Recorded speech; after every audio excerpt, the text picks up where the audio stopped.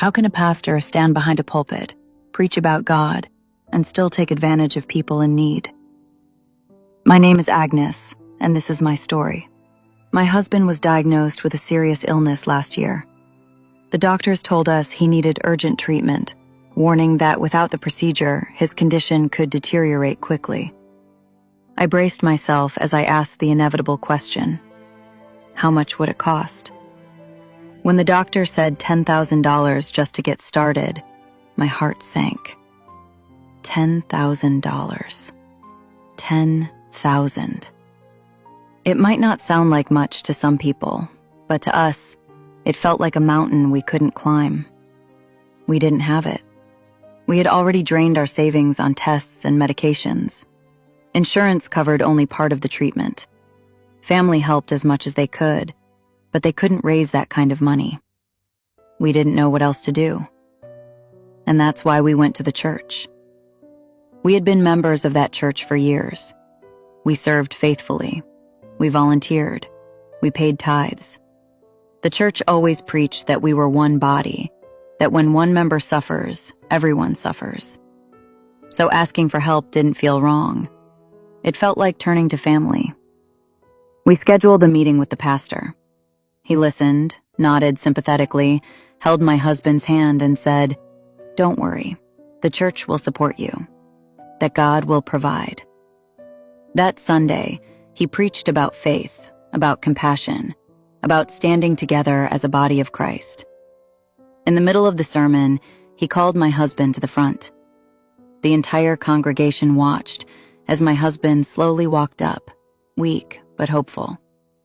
He laid hands on him and prayed loudly. Then he turned to the congregation and said, "Our brother here needs $10,000 for a life-saving treatment. I'm asking everyone to give what they can today." People were touched, and they began to pledge. Some rushed forward with cash. They gave generously. Some gave hundreds of dollars. Some gave thousands. Others wrote checks, while others made large transfers on the spot. The atmosphere was emotional and overwhelming. I truly believed God had answered our prayers through the generosity of these kind-hearted people, and we were very grateful. I was in tears just watching the love in that room. People hugged us. They said, "Don't worry about anything. Focus on healing." By the end of the Sunday service, Pastor announced that the total amount raised was $961,000, nearly $1 million. He asked us to come into his office. He closed the door behind us and sat down calmly. He handed us an envelope. Inside the envelope was a check for $10,000. I stared at it, confused. I asked, "What about the rest?" He folded his hands and said that God has answered our prayers, that what is in the envelope is $10,000, and it's what we requested.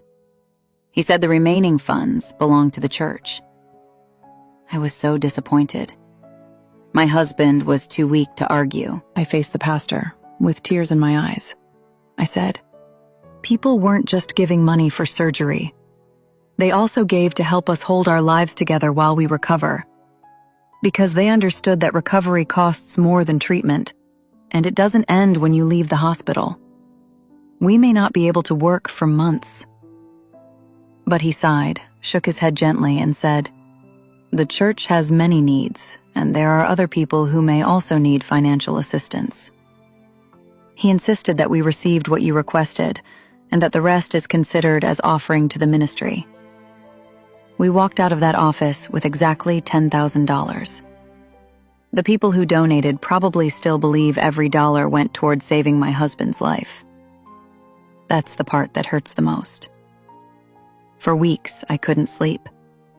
I replayed that Sunday over and over in my head. It felt like we had been used as a fundraising tool. My husband went through treatment.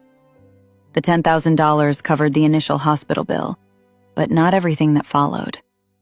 We still struggled, and every Sunday when I sat in that church, I couldn't look at the pastor the same way again. I kept asking myself, how can someone preach compassion and then withhold it? How can a shepherd see suffering and think the excess belongs to the church? Ever since that day, we've been stuck with questions we can't seem to answer. Should we stand up during Sunday service and confront him in front of everyone? Should we reach out to the members who donated and tell them what really happened? Or should we swallow the hurt, accept the $10,000, and try to move on? We honestly don't know what the right answer is anymore.